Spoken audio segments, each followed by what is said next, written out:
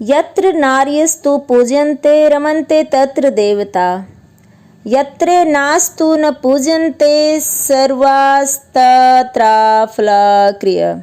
अर्थात जिस कुल में स्त्रियों का आदर है वहाँ देवता प्रसन्न रहते हैं, और जहाँ ऐसा नहीं है वहाँ सब क्रियाएं निष्फल होती है।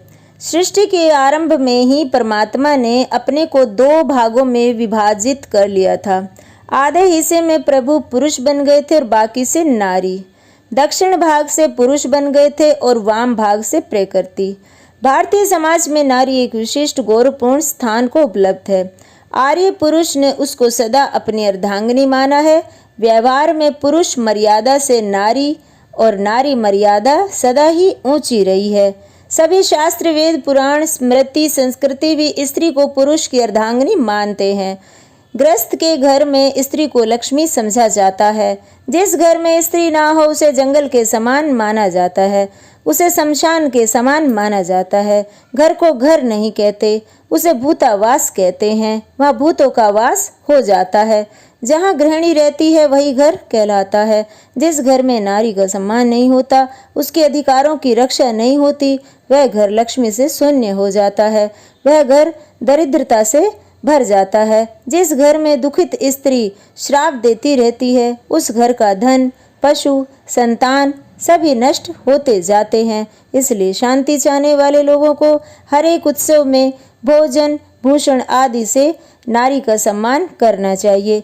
नारी सदा रक्षा करने योग्य है, सदा अवध्य है। किसी भी वर्ग की नारी चाहे कैसी भी हो, उसे मारना पाप कहा गया है और बहुत बड़ा पाप कहा गया है। जो दुख में पड़ी नारी की रक्षा करता है, वह मानो अनेक पापों का प्रायश्चित करके पुण्य का संचय कर लेता है। और पांडु पुत्र युधिष्ठिर ने अपनी माता कुंती से कहा था कि नारी तो शक्ति है माता, और नारी के बिना नर संपूर्ण नहीं होता।